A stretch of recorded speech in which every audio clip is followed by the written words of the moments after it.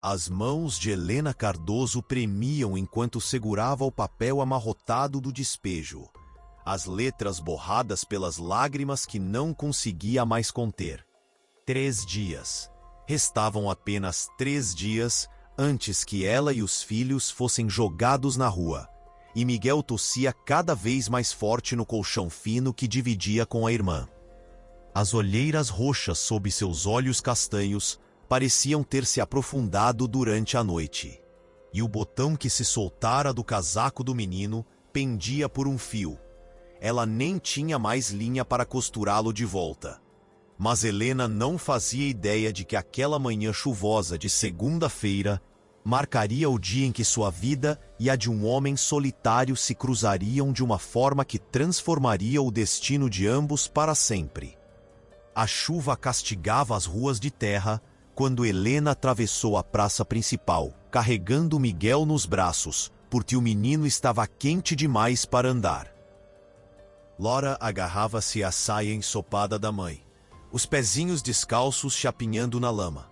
As pessoas desviavam o olhar ao vê-los passar. Tuberculose. A palavra se espalhara pela cidade pequena como fogo em palha seca. E agora Helena era uma pária, uma mulher marcada pela desgraça e pelo contágio. As antigas clientes que lhe traziam costuras tinham sumido. A igreja dissera que os recursos estavam esgotados. O hospital exigia pagamento adiantado que ela jamais conseguiria reunir. Se essa história está tocando o seu coração, considere se inscrever no canal. É assim que conseguimos continuar trazendo histórias que nos lembram que mesmo nos momentos mais escuros, Deus nunca abandona seus filhos. De onde você está nos ouvindo?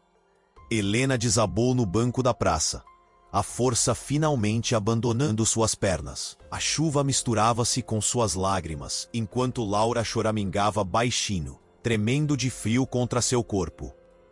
Miguel ardia em febre nos braços dela. Cada respiração um esforço doloroso que fazia o peito pequeno subir e descer irregularmente. Ela já tinha batido em todas as portas. Já tinha implorado a todos que conhecia. Já tinha vendido tudo o que possuía de valor. A aliança de casamento, o relógio do falecido marido, até os poucos metros de tecido que guardava para emergências. E agora não restava nada. Absolutamente nada. Senhor, ela sussurrou, a voz quebrada pelo desespero. Se o Senhor existe, se o Senhor pode me ouvir, por favor, me mostre um caminho. Não por mim. Eu aceito o que vier.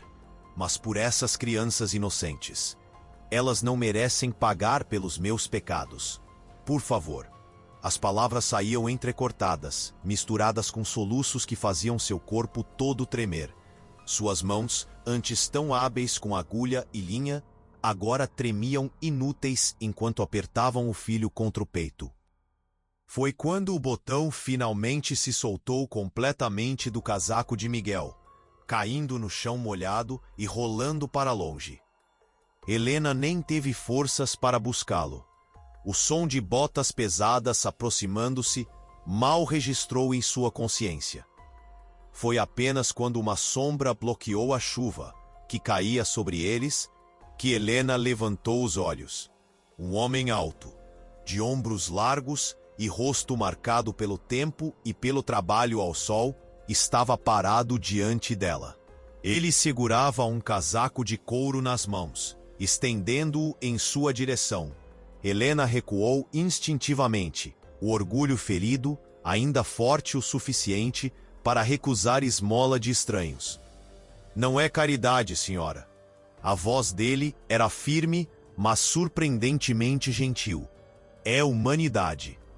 Foi então que Miguel tossiu, aquele som oco, perigoso, que ecoava do fundo dos pulmões comprometidos. Rafael Montenegro congelou. Ele conhecia aquele som. Sofia, sua filha de 2 anos, fazia exatamente o mesmo barulho havia 3 noites. E era por isso que tinha vindo à cidade buscar remédios. Algo dentro dele se partiu ao olhar para aquela mulher destroçada, protegendo os filhos com o próprio corpo sob a chuva implacável. Olhou para a menininha, agarrada à saia da mãe, tão pequena quanto sua própria filha, tremendo violentamente de frio. Venha comigo, ele disse. E não foi um pedido. Foi uma ordem nascida de algo profundo e inexplicável que tomava conta de seu peito. Hoje mesmo, Helena olhou para ele como se estivesse vendo uma aparição. Os lábios se moveram, mas nenhum som saiu. Este homem, ela o reconhecia vagamente como fazendeiro que vivia nas terras prósperas no alto da colina. O viúvo solitário sobre quem as mulheres sussurravam na feira. Estava lhe oferecendo ajuda? Não podia ser real. Tinha que ser o delírio da fome, da exaustão, do desespero absoluto. Eu não posso aceitar. Ela finalmente conseguiu dizer, a voz fraca. Eu não tenho como pagar. Não tenho nada para oferecer. Rafael se ajoelhou diante dela, ficando na altura de seus olhos. A chuva escorria pelo chapéu dele, formando pequenas cachoeiras ao redor de seu rosto. Escute, tenho 3 filhos em casa. Perdi minha esposa há 2 anos. Tomás tem 9 anos. Pedro tem 7. E Sofia? Sua voz falhou por um momento. Sofia tem apenas 2 anos e está doente. Muito doente. Nenhuma governanta consegue substituir o que ela precisa. O que eles precisam. Uma mãe. O coração de Helena parou. Ela entendeu o que ele estava dizendo antes mesmo que as palavras fossem pronunciadas. Preciso de alguém para cuidar dos meus filhos.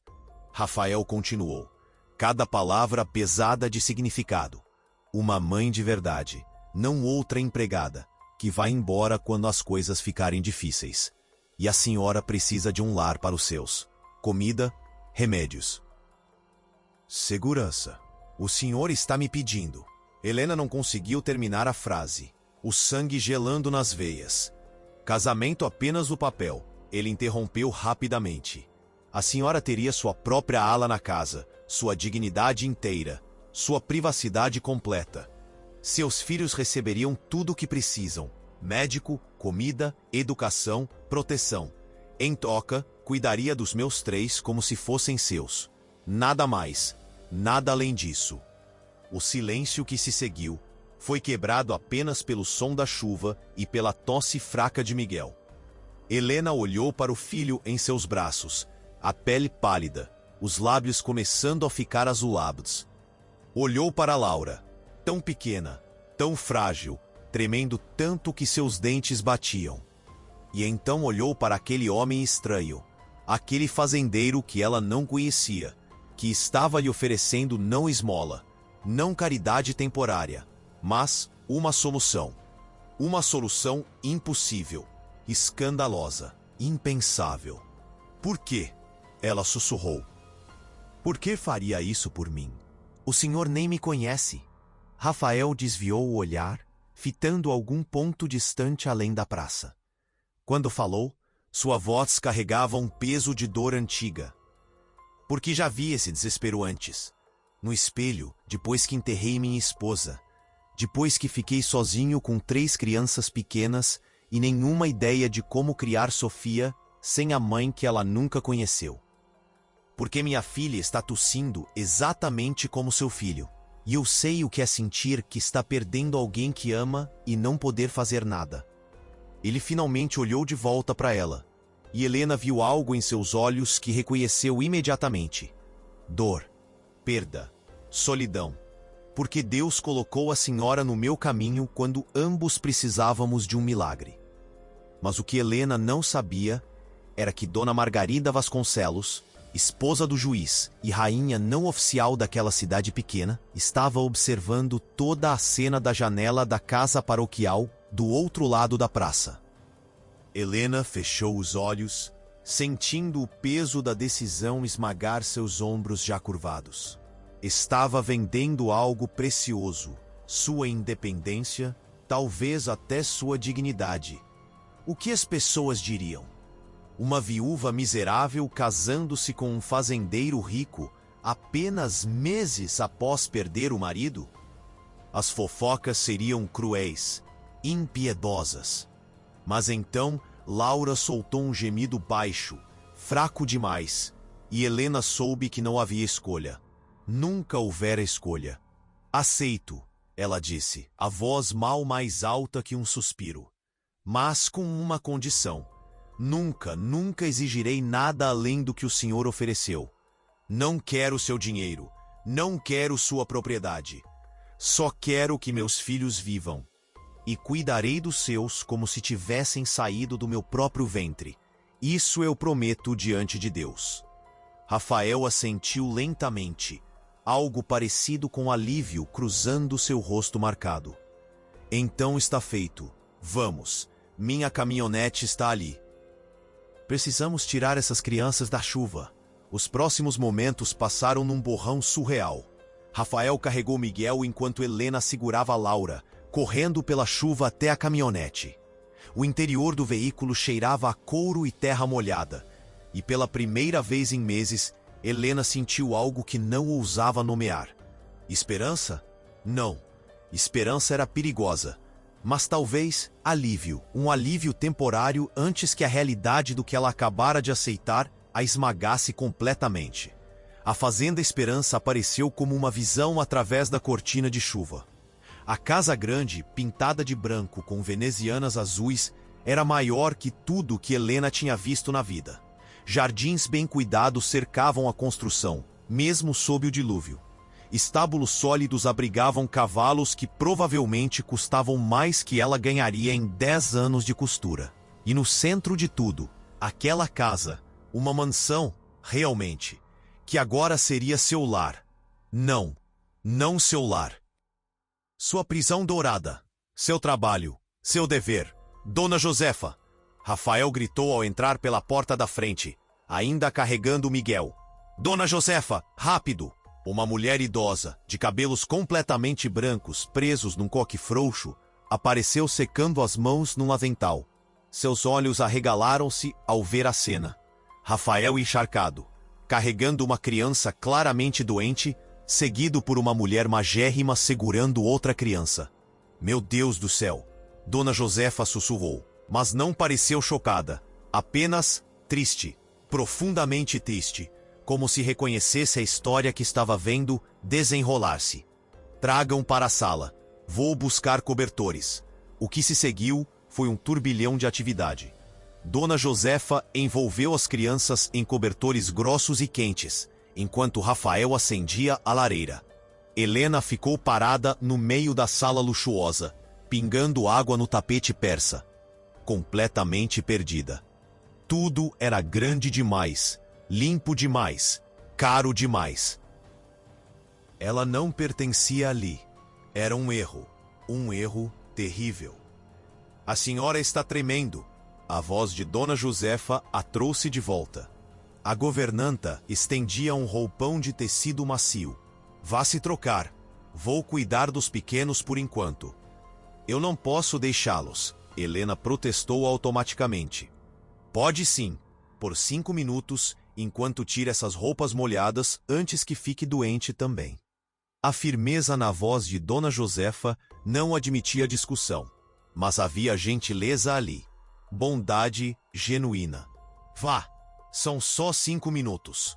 No quarto que Dona Josefa lhe indicou, um cômodo maior que todo o barraco onde vivera, Helena tirou as roupas encharcadas com mãos que tremiam violentamente. Não era só o frio, era tudo. O peso do que tinha acabado de fazer, do que tinha acabado de aceitar, caía sobre ela como uma avalanche. Casamento. Ela tinha concordado em casar-se com um homem que não conhecia, por conveniência, por necessidade, para salvar os filhos. Perdoa-me, João, ela sussurrou para o marido morto, as lágrimas finalmente vindo com força total. Perdoa-me, mas eu não tinha escolha. Não tinha escolha. Mas será que João perdoaria mesmo? Ou a estaria julgando lá de cima, vendo-a trocar seu nome, sua memória, sua honra, por segurança material? Helena cobriu a boca para abafar os soluços. Não podia quebrar agora. Não na frente dessas pessoas. Não na frente de seus filhos. Tinha que ser forte. Só mais um pouco. Só até Miguel melhorar. Só até ter certeza de que as crianças estariam bem. Depois ela pensaria no que fazer. Quando voltou para a sala, vestindo o roupão que ia até os pés, encontrou uma cena que fez seu coração apertar. Miguel e Laura estavam enrolados em cobertores grossos diante da lareira, e 3 outras crianças, os filhos de Rafael, os observavam com curiosidade e algo parecido com esperança. Tomás, o mais velho, tinha olhos sérios demais para sua idade. Pedro parecia tímido, meio escondido atrás do irmão. E Sofia era uma menininha miúda, de cabelos escuros e olhos imensos, que tossiu no momento exato em que Helena entrou na sala. O mesmo som, o mesmo maldito som que Miguel fazia, a mesma tosse que tinha tirado o sono de Helena por semanas, que tinha feito seu coração sangrar de medo. Ela precisa de um médico, Helena disse imediatamente. A mãe nela, falando antes que a recém-chegada pudesse hesitar. Essa tosse. Eu conheço essa tosse. Ela precisa de um médico agora. Rafael a olhou com uma expressão que Helena não soube interpretar. Gratidão? Alívio? Doutor Augusto já está a caminho. Mandei buscar antes mesmo de irmos para a cidade. Ele deve chegar a qualquer momento. E chegou. Doutor Augusto Ferreira era um homem de cabelos brancos e mãos firmes, que examinou primeiro Miguel, depois Sofia, com uma atenção meticulosa que transmitia décadas de experiência.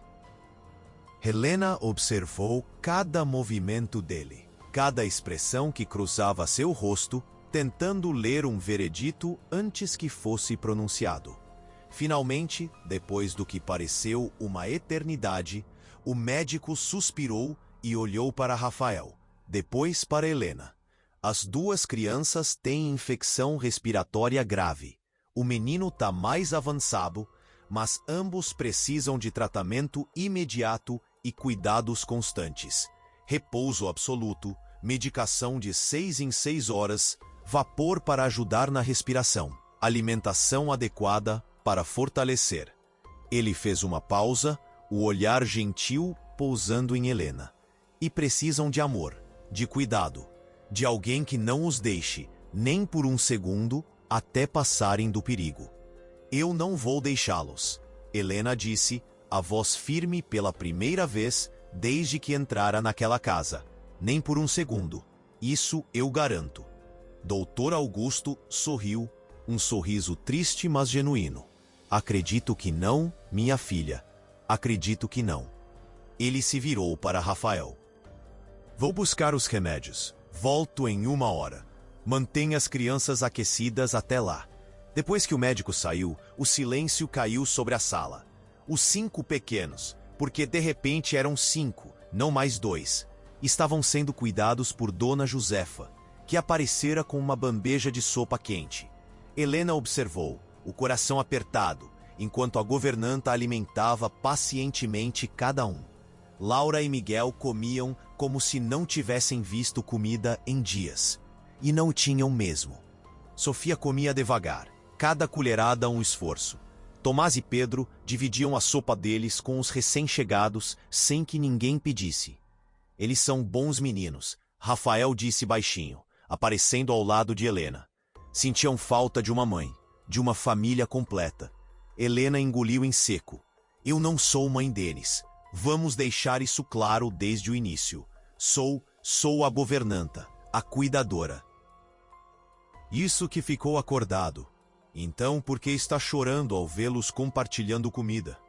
Helena levou a mão ao rosto, surpresa ao encontrar lágrimas molhando suas bochechas. Nem tinha percebido que estava chorando. Eu? Ela não tinha resposta. Ou tinha, mas não queria admitir. Porque aqueles 3 meninos órfãos de mãe a lembravam de seus próprios filhos órfãos de pai. Porque aquela menininha doente a lembrava de que Sofia tinha a mesma idade que Laura, teria se tivesse tido chance de crescer forte e saudável. Porque todos ali eram feridos, quebrados, precisando de algo que ela mal tinha para si mesma. Dona Josefa vai mostrar os quartos para vocês, Rafael disse, afastando-se antes que Helena pudesse responder. Descansem.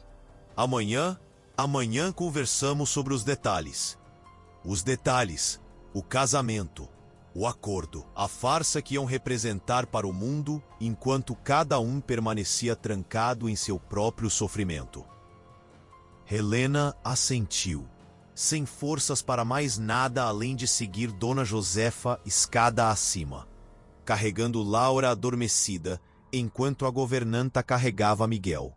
O quarto que lhe foi designado era maior que a casa inteira onde vivera. Tinha uma cama enorme, com lençóis que pareciam nuvens, um guarda-roupa de madeira trabalhada, até mesmo uma pequena janela com vista para os jardins. E ao lado, conectado por uma porta, havia outro quarto menor com 2 camas, para Miguel e Laura. Aqui está tudo o que precisam por hoje, Dona Josefa disse, indicando pilhas de roupas limpas, toalhas, cobertores extras. Amanhã organizamos o resto. Por hoje, descansem. O Senhor sabe que vocês precisam. Depois que Dona Josefa saiu, Helena colocou as crianças na cama com um cuidado extremo, cobrindo-as com os cobertores mais macios que já tinham tocado. Miguel resmungou algo no sono, a febre ainda alta. Laura agarrou-se à mão da mãe, mesmo inconsciente. E Helena sentou-se no chão entre as 2 camas, incapaz de ir para o próprio quarto, incapaz de se afastar deles nem por um segundo. O que eu fiz? Ela sussurrou para o quarto vazio. Senhor, o que eu fiz? Vendi minha alma, minha honra. Mas era a única forma de salvá-los. O senhor entende isso, não entende? Por favor, diga que entende. Mas naquele momento, enquanto a chuva finalmente cessava lá fora e a noite caía sobre a Fazenda Esperança, Helena não sabia, não podia saber que sua oração desesperada no banco da praça tinha sido ouvida, que Deus não tinha apenas mostrado um caminho, tinha orquestrado um encontro, que aquele homem solitário e aquela mulher destroçada tinham sido colocados no caminho um do outro não por acaso, mas por propósito divino, que o que parecia uma transação fria era, na verdade, o primeiro passo de uma jornada de cura para 2 corações partidos e 5 crianças sedentas de amor. E também não sabia que do outro lado da cidade, Dona Margarida Vasconcelos já estava ao telefone com suas amigas mais próximas, a voz carregada de indignação justa e veneno disfarçado de preocupação cristã. Uma costureira miserável, morando na casa de Rafael Montenegro, com filhos doentes que podem contaminar toda a cidade? Isso é um escândalo que não podemos permitir. Pela moral desta comunidade, pela proteção de nossas próprias famílias, precisamos agir, e rápido. Mas o que nenhum dos 2 sabia era que Dona Margarida já tinha planos muito mais sinistros do que simples fofocas. E tudo que Rafael e Helena haviam construído naquele único dia de chuva estaria prestes a ser testado de formas que nenhum deles poderia imaginar. A primeira semana na Fazenda Esperança passou como um sonho febril. Helena mal dormia, dividindo-se entre o quarto de Miguel e Laura e o de Sofia, que tossia cada vez mais forte durante as madrugadas. Dr. Augusto vinha 2 vezes ao dia, trazendo remédios e palavras de encorajamento. Mas Helena via a preocupação crescente em seus olhos. As crianças estavam lutando, ambas. E tudo o que ela podia fazer era rezar, aplicar os vapores, dar os remédios nos horários certos e não desabar. Rafael permanecia distante, quase um fantasma em sua própria casa. Trabalhava das primeiras horas da manhã até o anoitecer, voltando coberto de terra e suor, jantando em silêncio, verificando os filhos rapidamente antes de se trancar em seu escritório. Ele mal olhava para Helena, e ela entendia. Aquilo não era um casamento real. Era um acordo comercial, uma transação. Ela cuidava das crianças, ele provia tudo o que precisavam. Nada mais. Mas Tomás e Pedro não entendiam essa dinâmica fria. Para eles, Helena era o que Rafael havia prometido, uma mãe. Seguiam-na pela casa, ajudavam a carregar cobertores, sentavam-se ao lado dela enquanto cuidava de Sofia. Tomás, o mais velho, tinha olhos tristes demais para 9 anos. Mas quando Helena o pegou, tentando esconder uma lágrima ao ver a irmã tossindo sangue, algo dentro dela se partiu. Vem aqui, ela disse suavemente, abrindo os braços. O menino hesitou apenas um segundo antes de se jogar contra seu peito, soluçando. Ela vai ficar bem, eu prometo. Deus não vai levar sua irmãzinha, não depois de nos trazer até aqui. Como a senhora sabe, a voz de Tomás era abafada contra seu ombro. Como pode ter certeza? Mamãe também ficou doente e... Eu sei porque a fé remove montanhas, meu filho. E porque às vezes Deus coloca pessoas no caminho, umas das outras, exatamente quando ambas mais precisam. Helena segurou o rosto do menino entre as mãos. Sua irmã é forte. Meu Miguel é forte.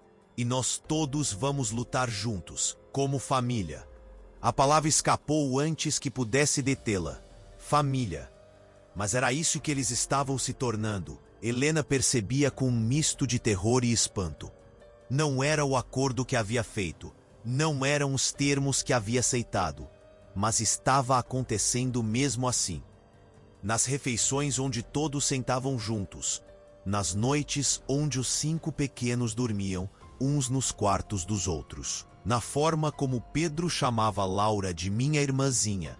E como Miguel ensinava Tomás a fazer barquinhos de papel, Dona Josefa observava tudo com olhos conhecedores e um sorriso discreto.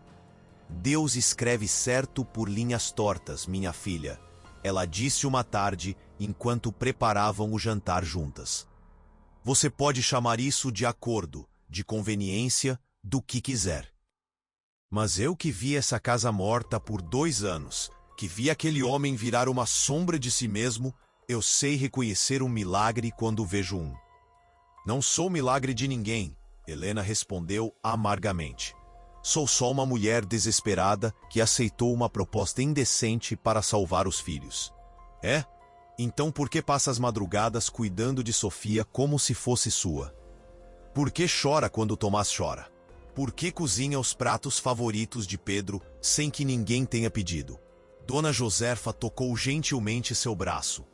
Querida, o coração não entende de acordos. O coração só entende de amor. Helena ia responder quando ouviram a campainha tocar na porta da frente. Eram 10 da manhã de domingo, dia que Rafael permitira que todos ficassem em casa para que ela não precisasse levar as crianças doentes à missa. Mas quando Dona Josefa abriu a porta, Helena ouviu vozes femininas. Muitas. E nenhuma parecia amigável. Queremos falar com a mulher que está morando aqui. A voz era fina, cortante, envolta em falsa doçura. É nosso dever cristão verificar o bem-estar das crianças. Helena entrou na sala e parou. 6 mulheres estavam na entrada, todas vestidas em seus melhores trajes de domingo. Todas olhando para ela com uma mistura de curiosidade mórbida e desdém mal disfarçado. Na frente, uma mulher de cabelos presos em coque apertado e colar de pérolas exagerado sorria com os lábios, mas não com os olhos. Você deve ser Helena Cardoso, a mulher disse, sem oferecer a mão. Sou Margarida Vasconcelos, esposa do juiz, líder da ala feminina da Igreja Matriz. Cada título era pronunciado como uma arma. E estas são minhas amigas mais próximas. Viemos conhecê-la pessoalmente. Mentira. Helena sabia reconhecer mentira quando ouvia. Elas tinham vindo julgar, avaliar, encontrar falhas. Mas ergueu o queixo e forçou um sorriso. Prazer em conhecê-las. Posso oferecer café? Não será necessário. Não ficaremos muito tempo. Margarida entrou na sala sem ser convidada, as outras seguindo como patinhos obedientes.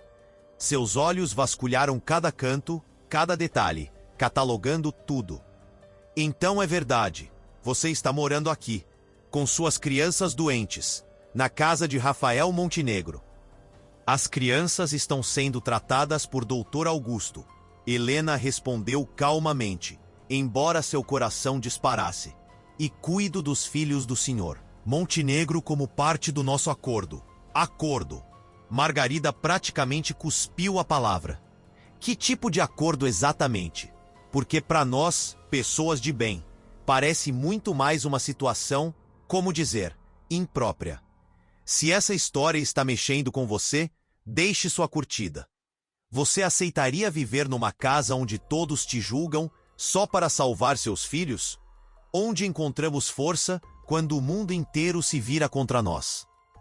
Não há nada de impróprio aqui, Helena disse, a voz mais firme agora. Sou viúva, ele é viúvo. Precisávamos um do outro em momentos difíceis. Deus colocou nossos caminhos cruzados. Deus? Uma das mulheres riu, um som agudo e desagradável. Querida, Deus não aprova mulheres que se jogam em camas alheias meses depois de ficarem viúvas. O sangue de Helena gelou. Como ousa? Nós ousamos porque nos importamos. Margarida interrompeu, a voz adquirindo um tom de falsa compaixão que era mais venenoso que qualquer insulto direto. Nos importamos com a moral desta comunidade. Nos importamos com essas pobres crianças sendo expostas à tuberculose. Nos importamos com a reputação de um homem bom sendo destruída por uma mulher desesperada. Acho melhor a senhora sair da minha casa. A voz de Rafael trovejou pela sala. Ninguém o tinha ouvido chegar. Ele estava na porta, o rosto escuro de fúria contida, as mãos fechadas em punhos. Agora, Margarida virou-se, e pela primeira vez seu sorriso falhou, mas rapidamente se recompôs. Rafael querido, apenas cumprimos nosso dever. Seu dever não inclui vir à minha casa insultar minha família. Cada palavra era uma pedra jogada. Helena é minha esposa diante de Deus e da lei. Seus filhos são bem-vindos aqui, e vocês não são mais. Um silêncio atordoado caiu sobre a sala. Esposa. Ele tinha dito esposa, não governanta, não cuidadora, esposa. Helena sentiu o chão balançar sob seus pés. Margarida recuperou-se rápido, os olhos brilhando com uma luz perigosa. Entendo. Então é assim. Pois bem, Rafael. Mas saiba que esta... Eu sinto muito. Helena finalmente conseguiu dizer. Eu deveria ter imaginado que isso aconteceria. Você não tem nada pelo que se desculpar. Rafael ainda olhava para a porta por onde as mulheres tinham saído. Elas que deveriam ter vergonha, vindo aqui, na casa de Deus sabe quem, julgando. Mas elas estão certas, não é? A voz de Helena quebrou. Eu sou exatamente o que disseram. Uma mulher desesperada que se agarrou à primeira oportunidade. Que manchou sua reputação. Pare. Rafael finalmente olhou para ela. Realmente olhou. Pela primeira vez em uma semana. Você salvou minha filha. Sofia está melhorando a cada dia por sua causa. Meus filhos riem pela primeira vez em 2 anos. Esta casa estava morta. E você trouxe vida de volta. Não me importa o que Margarida ou qualquer outra pessoa pensa. Mas ele deveria se importar. Porque nas semanas seguintes, a campanha de Margarida foi implacável e devastadora. Os comerciantes começaram a tratar Helena friamente quando ia ao mercado. As outras mães afastavam seus filhos quando Tomás e Pedro passavam. Os sussurros seguiam Helena por toda parte. Caçadora de fortunas, mulher sem vergonha, má influência. O pior veio durante a missa de domingo, 3 semanas depois daquela visita fatídica. Helena tinha levado apenas Tomás e Pedro, deixando as crianças doentes em casa com Dona Josefa. Quando entraram na igreja, Margarida e suas amigas estavam sentadas no banco da frente. E quando Helena se sentou com os meninos, as 6 mulheres levantaram-se ruidosamente e mudaram de lugar. sussurrando alto o suficiente para todos ouvirem. Não quero me sentar perto de alguém que está expondo todos nós à tuberculose. Uma delas disse. Nem de alguém que não respeita o luto adequado. Outra completou. Mal tirou o luto e já estava caçando o marido rico. A terceira sentenciou. Tomás agarrou a mão de Helena, o rostinho pálido. Pedro começou a chorar baixinho. E Helena sentiu algo dentro dela morrer um pouco. Não pelas ofensas a ela. Essas ela aguentaria. Mas pelas crianças. Por Tomás e Pedro, que não mereciam ser tratados como párias por terem ganhado uma madrasta indesejada pela sociedade. Ela levantou-se para sair, incapaz de aguentar mais um segundo, quando sentiu uma mão firme em seu ombro. Doutor Augusto estava ali, o rosto severo. Sente-se, minha filha, ele disse alto o suficiente para todos ouvirem. Sente-se e fique. Você tem mais direito de estar aqui do que qualquer hipócrita que usa a palavra de Deus para espalhar veneno. O médico virou-se para a congregação inteira. Vi mais caridade nessa moça em um dia do que em anos de moralismo vazio de certas senhoras. Vi ela acordada 3 madrugadas seguidas, salvando a vida de crianças. Não apenas as suas, mas também as de Rafael. Vi bondade verdadeira. E se alguém aqui tem coragem de julgá-la, que olhe primeiro para seus próprios pecados. Margarida levantou-se, o rosto vermelho de raiva. Doutor Augusto, o senhor está defendendo uma situação claramente imoral. Estou defendendo a verdade. E a verdade é que Helena Cardoso Montenegro demonstrou mais fé cristã verdadeira do que muitos que vêm aqui todos os domingos apenas para serem vistos. O doutor Augusto ofereceu seu braço a Helena. Venha, vamos sentar juntos. Eu e minha esposa ficamos honrados em compartilhar o banco com você e essas crianças maravilhosas. Mas se Helena achou que aquilo seria o fim, estava terrivelmente enganada. Porque o que nenhum dos dois sabia era que Margarida Vasconcelos, humilhada publicamente, já estava planejando seu ataque mais destrutivo. E 2 noites depois, quando o silêncio caiu sobre a Fazenda Esperança e todos dormiam, uma notificação oficial seria entregue com o selo do Juizado de Menores. Uma investigação formal sobre a adequação de Helena como mãe. Uma acusação de que ela havia abandonado deliberadamente seus filhos à miséria para conseguir um casamento vantajoso. Uma ameaça real, legal, definitiva, de que Miguel e Laura poderiam ser tirados dela. E na manhã seguinte, quando Rafael abriu o envelope e leu as palavras que podiam destruir tudo, sua fúria explodiria de uma forma que Helena nunca tinha visto. E pela primeira vez, desde que chegara ali, ela veria rachaduras na armadura do homem que a salvara, revelando a dor profunda que ele mantinha trancada dentro de si. O papel tremeu nas mãos de Rafael. Helena viu o sangue drenar de seu rosto, viu a mandíbula se apertar até os músculos saltarem, viu algo sombrio e perigoso tomar conta de seus olhos. Ele não disse nada, simplesmente amassou o documento e saiu em direção à porta, as botas pesadas ecoando pela casa como trovões. Rafael, espera! Helena correu atrás dele, o coração disparado. O que é? O que diz ali? Ele parou na porta, as costas rígidas, mas não se virou. Estão tentando tirar Miguel e Laura de você. Alegam que abandonou propositalmente seus filhos à miséria para conseguir um casamento rico. Que não é mãe adequada. Que as crianças estão em perigo vivendo aqui. O mundo de Helena desabou. As pernas fraquejaram e ela teve que se apoiar na parede para não cair. Tirar seus filhos. Tirar Miguel, que finalmente estava melhorando. Tirar Laura, que pela primeira vez na vida tinha comida suficiente e ria todos os dias. Não, ela sussurrou. Não, não, não. Vou até a casa daquele juiz maldito e... Rafael virou-se, e Helena viu algo que aterrorizou. Não era só raiva, era fúria descontrolada. Anos de dor reprimida finalmente explodindo. Vou acabar com isso agora. Não! Helena agarrou seu braço. Vai piorar tudo. Se você confrontar o juiz agora, vão usar isso contra nós. Vão dizer que somos violentos, instáveis. Por favor, deixe que Deus... Deus? Rafael quase gritou, arrancando o braço. Onde estava Deus quando minha esposa morreu sangrando no meu colo? Onde estava quando Sofia chorou pela mãe todas as noites por meses?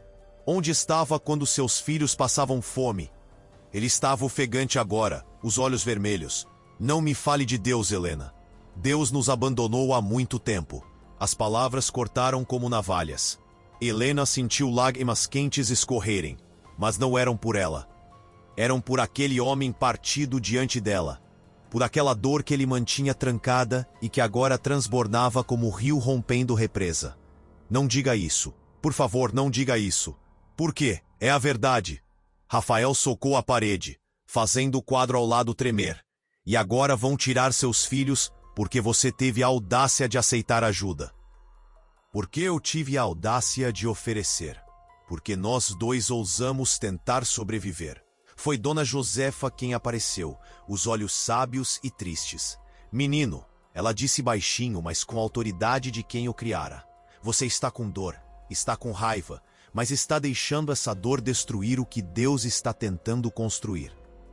Não existe nada sendo construído aqui. Rafael gritou. É só mais destruição. Sempre foi. Tudo que eu toco morre ou é tirado de mim. Helena não pensou. Simplesmente se jogou contra ele. Os braços ao redor de seu corpo tenso. A cabeça contra seu peito. Você não vai me perder. Não vai perder as crianças. Não vai perder esta família. Eu não vou deixar. Ela sentiu ele tremer. Sentiu a respiração dele falhar. Sentiu anos de lágrimas não choradas finalmente brotando. Nós vamos lutar, juntos, do jeito certo, com fé, com dignidade, mas juntos. Rafael desabou. Literalmente desabou. O joelho cedendo e Helena desceu com ele, segurando aquele homem enorme enquanto ele finalmente chorava. Por Isabela, por Sofia sem mãe, por 2 anos de solidão esmagadora, por medo de perder mais uma vez. E Helena chorou com ele, por João, por meses de miséria, por crianças doentes, por um mundo cruel que julgava sem conhecer. Dona Josefa ajoelhou-se com eles, suas mãos velhas sobre as cabeças dos dois. Senhor, ela orou, a voz firme como rocha. Esses 2 filhos seus estão no vale mais escuro. Estão cansados, assustados, mas o Senhor não os trouxe até aqui para abandoná-los agora. Mostre o caminho, mostre a luz, e dê-lhes força para mais um dia. Só mais um dia. Foi naquele momento, com os 3 ajoelhados no chão da entrada, que Sofia apareceu no topo da escada. A menininha desceu devagar, ainda fraca, mas sem tossir, sem aquele som terrível que tinha atormentado todos por semanas. Ela parou na frente de Helena, os olhos enormes fixos nela, e estendeu os bracinhos. Mamãe, disse pela primeira vez na vida. A palavra que nunca tinha pronunciado para ninguém. Mamãe não chora. Helena soltou um som entre riso e choro, pegando a menina no colo. Rafael olhou para a filha, para Helena segurando Sofia, e algo mudou em seu rosto. Não era alívio total, não era resolução mágica, mas era um começo. Uma rachadura na armadura deixando entrar um raio de luz. Você está melhor, ele disse, tocando o rosto da filha com dedos trêmulos. Não tem mais febre. Doutor Augusto disse que foi milagre. Sofia disse, com aquela certeza absoluta que só crianças têm. Disse que Deus mandou a mamãe para me salvar. Naquele momento impossível, um mensageiro chegou ofegante na porta. Telegrama! Telegrama urgente para Helena Montenegro. Dona Josefa assinou e entregou o papel amarelo a Helena, que o abriu com mãos trêmulas. Miguel, exames, tuberculose em remissão completa, médico sem explicação, Dr. Augusto. Helena leu em voz alta, a voz falhando na última palavra. 2 milagres. Na mesma manhã. Sofia curada. Miguel curado. No momento exato em que tudo desmoronava. Coincidência? Não existe coincidência. Dona Josefa disse, lendo seus pensamentos. Existe Deus dizendo que ainda não acabou, que tem um propósito, que vocês precisam confiar só mais um pouco. Os dias seguintes foram os mais difíceis. A investigação avançou.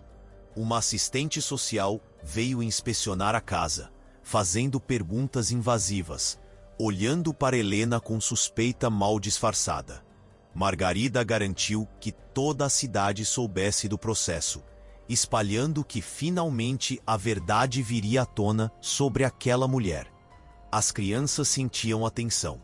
Ficavam mais quietas, mais assustadas. Helena mal dormia.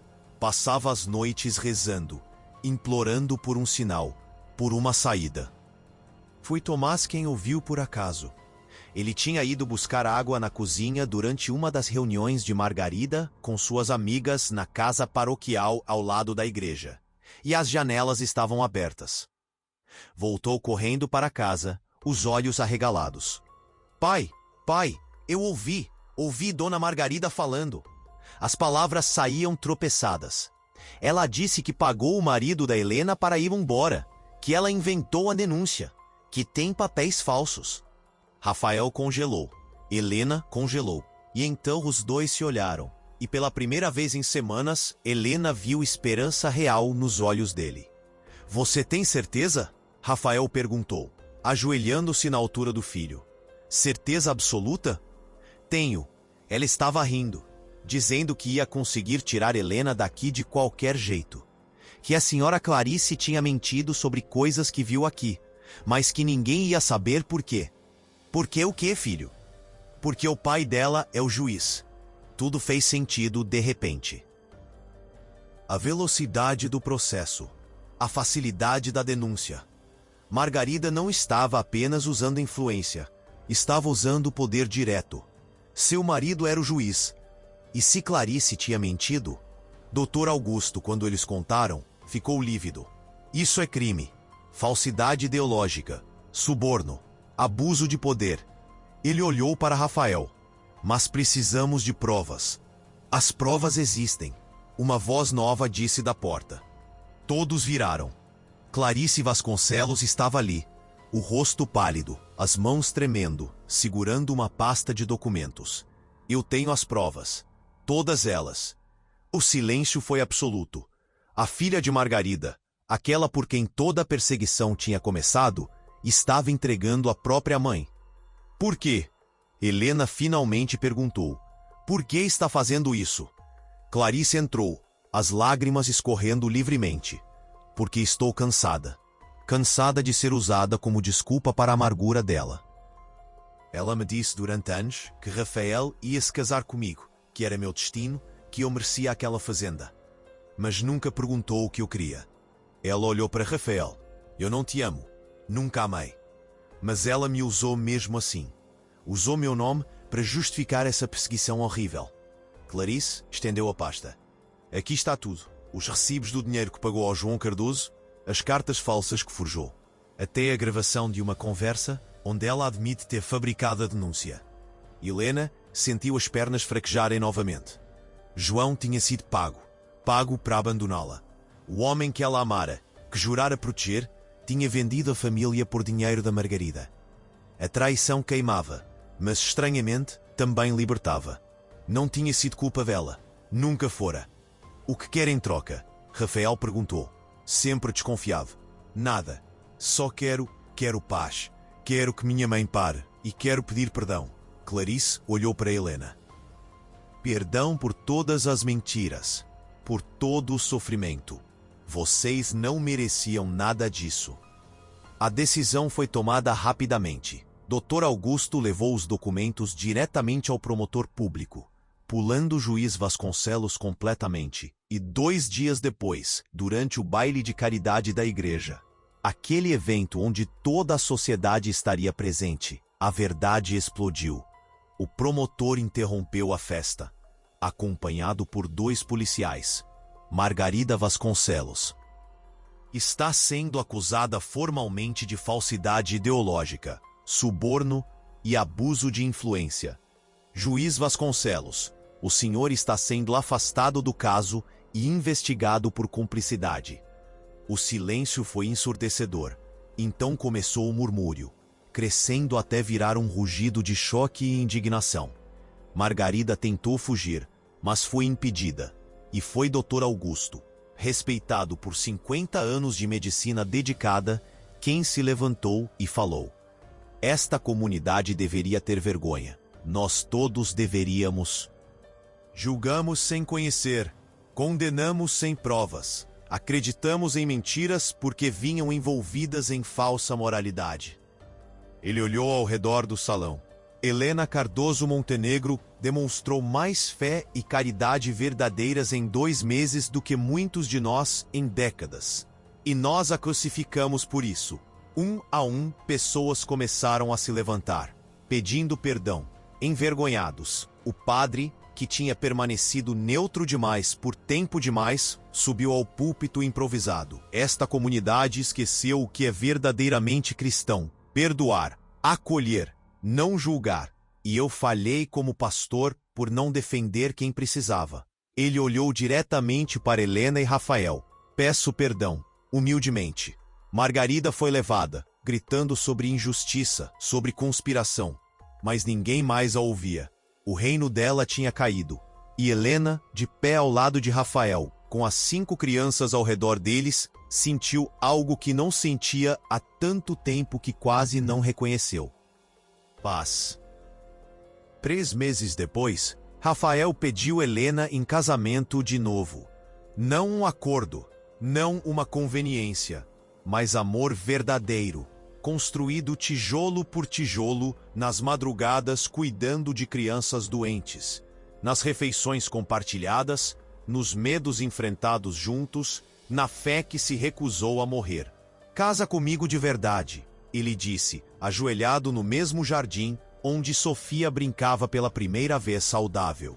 Não por necessidade, não por conveniência, mas porque te amo, porque você me ensinou que Deus não tinha me abandonado.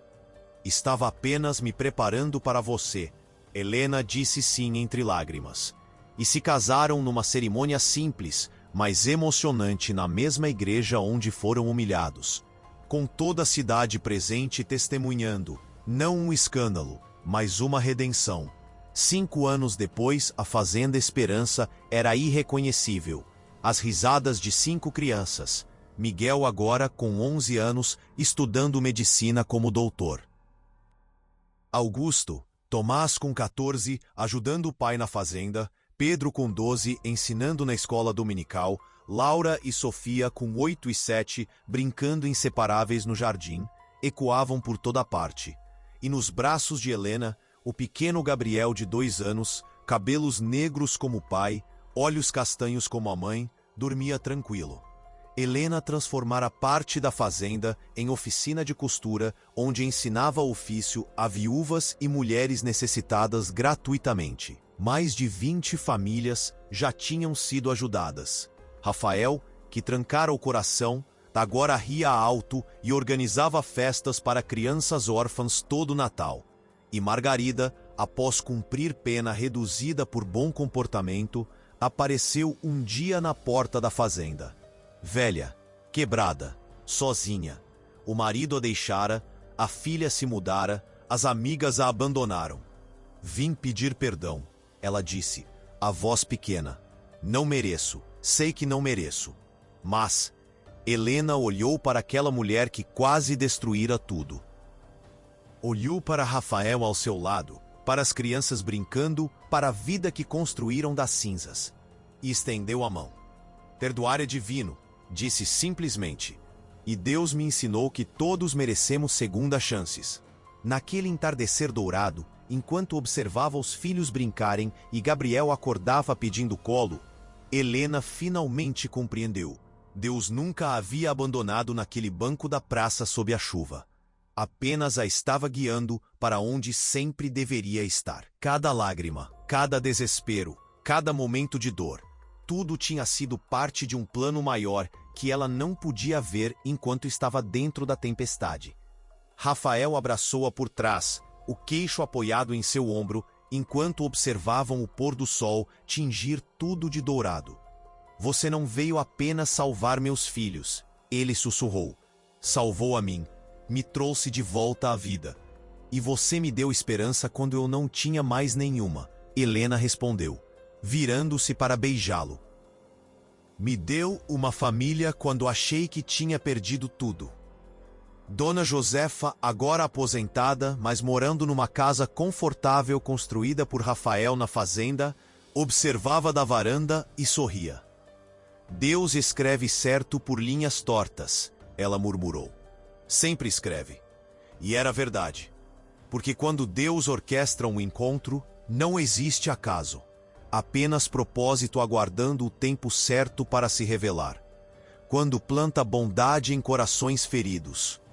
Não existe desespero que não possa transformar em bênção. Quando une duas almas partidas, não existe tempestade forte o suficiente para separar o que ele decidiu juntar. A fé, Helena aprendeu, não é nunca duvidar. É continuar acreditando mesmo quando tudo parece perdido. É ajoelhar-se na chuva e pedir o milagre. É aceitar ajuda quando o orgulho grita para recusar. É perdoar quando a mágoa pede vingança. É escolher o amor quando o medo sussurra para fugir. E no final, sempre no final, Deus responde. Talvez não do jeito que esperamos. Talvez não no tempo que queremos. Mas sempre, sempre responde.